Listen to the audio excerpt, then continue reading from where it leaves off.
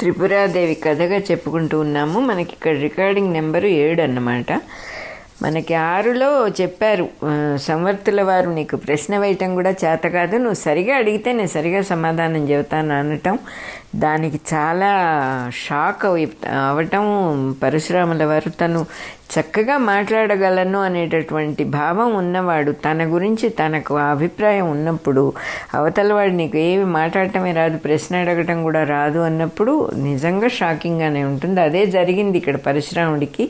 అందువల్లనే సిగ్గుపడిపోయి వెంటనే ప్రణమిల్లి నమస్కారం పెట్టి, నేను అకల్మషుడనై నీకు శిష్యుడనై ఉన్నాను, దయ ఉంచి నాకు బోధించు నాయనా అనే ఏ కల్మషం లేకుండా నిర్మల హృదయంతో నీకు శిష్యుడుగా ఉందామనుకుంటున్నాను, నాకు బోధించు.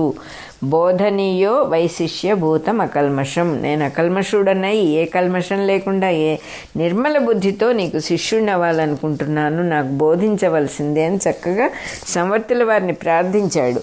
నేను శిష్యుడిని నీకు అని చెబితే చాలదా, అకల్మషుడనై ఎందుకు చెప్పాలి అట్లా అని ఇక్కడ ప్రశ్న వేసుకుంటే, ఎందుకంటే ఆయన్ని టెస్ట్ చేయబోయాడు కదా, అసలు ఆయన సరైన వాడా అని కాదు టెస్ట్ చేశాడు కదా.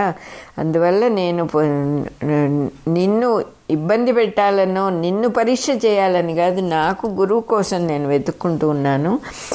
నేను ఒకవేళ నిన్ను పరీక్ష చేసినందుకు అది పొరపాటైతే నన్ను క్షమించాల్సింది అనే ఆ ఉద్దేశంతో ఇప్పుడు నాకే కల్మషం లేదు, నీ గురించి ఏ సందేహం లేదు నాకు అని క్లారిఫై చేసినట్టు అనమాట. అకల్మషుడనై నీకు శిష్యుడిని అవుతానంటే ఇది ఇంతకుముందు డౌట్ ఉంది కానీ ఇప్పుడు క్లియర్ అయింది, నాకు ఏ కల్మషం లేదు అని అర్థం అన్నమాట. అట్లాగే నువ్వు మహాత్ముడివి, నాకు తెలియక ఆ విషయం నాకు తెలియక నేను నిన్ను పరీక్షించాలనుకున్నాను. మనకి చూస్తే అర్జునుడికి కూడా ఇట్లాగే అవుతుంది. శిష్యస్తేహం సాధిమాం త్వాం ప్రపన్నం. నేను నీకు శిష్యుడుగా ఉంటాను, నన్ను శాసింపుము అని చెప్పి అడిగినప్పుడే పరమాత్మ అర్జునుడికి చెప్పటం జరిగింది. అంటే అడిగిన వాళ్ళకే చెప్తారు కానీ గురువులు ప్రతి వాళ్ళని దోలబోయే వాళ్ళందరినీ పిలిచి నేను ఇస్తాను నువ్వు తీసుకునేట్టుగా ఉండవు వాళ్ళ బోధలు అంటున్నారు. ఇంతేకాకుండా దత్తాత్రేయుల వారిని ఆశ్రయించమని చెప్పినప్పుడు కూడా సంవర్తుల వారు కైతవం లేని బుద్ధితో ఆయన్ని ఆశ్రయించు, ఏ డౌట్లు పెట్టుకోవాక, ఏ సందేహాలు లేకుండా నిర్మలమైన భక్తితో ఆరాధించు ఆయన్ని అని చెప్పడం ఎందుకు చెప్పారంటే, ఆయనకి సంవర్తుడికి అన్ని విషయాలు తెలిసిపోయినాయి. కార్తవీర్యుడిని తన పిల్లల్ని అందరినీ చంపేశాడు కదా మన పరశురాముడు. కార్తవీర్యార్జునుడు మన దత్తాత్రేయుల వారి శిష్యుడే. సహజంగా ఆయనకు శిష్య వాత్సల్యం ఉంటుంది. వాళ్ళందరినీ చంపాను కదా, నా మీద ఈయనకు మంచి భావం ఉందో లేదో ఇలాంటి ఐడియాలన్నీ పెట్టుకోకుండా అకల్మషుడవై ఏమీ లేకుండా నిర్మల భక్తితో గురువుని ఆశ్రయించు అని చెప్పటం అన్నమాట అది. అందుకని చెబుతూ ఉన్నారు ఇట్లా. ఏ సందేహాలు పెట్టుకోకుండా నిస్సంకోచంగా ఆయన శరణు పొంది ఆరాధించమని సంవర్తుడు బోధించాడనమాట. అంటే సంవర్తుడు పరశురాముల వారిని చక్కని శిష్యుడిగా తయారు చేసి మన దత్తాత్రేయుల వారి దగ్గరికి పంపించాడు. ఈ సందర్భంలో తన్ని పరీక్షించినా కూడా ఏమీ కోపగించుకోలేదు సంవర్తుల వారు. ఎందుకంటే అది తప్పనిసరి అవుతుంది. తత్వజ్ఞానం తెలుసుకోవాలి అనుకున్నవాడు గురువెవరో సరైనవాడో కాదో పరీక్షించటంలో తప్పు లేదన్నమాట. అది పర్టికులర్గా గురువులు రకరకాలుగా ఉంటారు. బాలోన్మత్త పిశాచవత్ అన్నారు. బాలుడు, పిచ్చివాడు, పిశాచం ఈ మూడిట్లాగా బిహేవ్ చేస్తారు వాళ్ళు.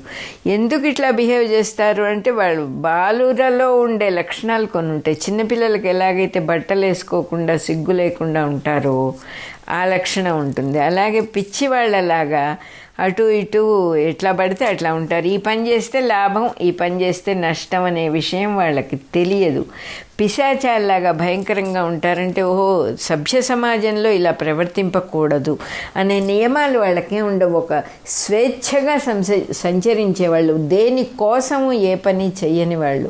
మనం నలుగురు తప్పుగా అనుకుంటారేమో నా గురించి అని మనం చక్కగా బిహేవ్ చేస్తాం నలుగురిలో. మన ఇంట్లో మనం ఎంత పిచ్చిగా ఉన్నా నలుగురిలోకి వెళ్ళినప్పుడు మంచి బట్టలు వేసుకుంటాం, నలుగురిలోకి వెళ్ళినప్పుడు చక్కగా మాట్లాడాలని ప్రయత్నిస్తాం. ఒక మాట ఏదైనా పొరపాటు వస్తే అయ్యో నొచ్చుకుంటాం. ఆ నలుగురిలో మధ్యలో అట్లా అనేసానేమిటి సడన్గా అనుకుంటాం. వీళ్ళకి అవేమీ ఉండవు, అన్నీ వదిలేసి సర్వస్వతంత్రులు వీళ్ళు. అందువల్ల బాలోన్మత్త పిశాచవత్, బాలులాగా పిశాచాల్లాగా ఉన్మత్తుల్లాగా పిచ్చివాళ్లలాగా ఉంటారు అనే మాట అందుకని వచ్చింది. You can get away with anything. ఏదైనా చెబుతారు, ఏదైనా మాట్లాడతారు, ఏదైనా చేస్తారు. వాళ్ళ చేష్టలకి మనకు అర్థం తెలియదు, అందుకని వాళ్ళని అట్లా అంటారన్నమాట. సో ఇక్కడ క్లియర్గా చెప్పారు. ఏం చెప్పారు? గురువుని ఎన్నుకునేటప్పుడు తొందరపడకూడదు. కొల్లాయి కట్టుకున్న వాళ్ళందరూ కోవిదులు కాదు, కాషాయం వేసిన వాళ్ళందరూ జ్ఞానులు కాదు, జాగ్రత్తగా ఉండాలని చెప్పారు. దత్తాత్రేయుడు పరశురాముడికి కొత్తవాడైనా కూడా ఆయన్ని మటుకు నువ్వు పరీక్షించడానికి పూనుకోవద్దు, ఆయన మహానుభావుడు అని అష్యూరెన్స్ ఇచ్చి సంవర్తుడు హెచ్చరిక చేసి ఆ పొరపాటు, నా దగ్గర చేసిన పొరపాటు నువ్వు అక్కడ చేయమాక అని చెప్పి పంపించాడనమాట. మన 7వ నెంబర్ అయిపోయింది ఇక్కడ. నెక్స్ట్ చాప్టర్ అయిన దత్తాత్రేయ సందర్శనము మళ్ళీ చదువుకుందాం.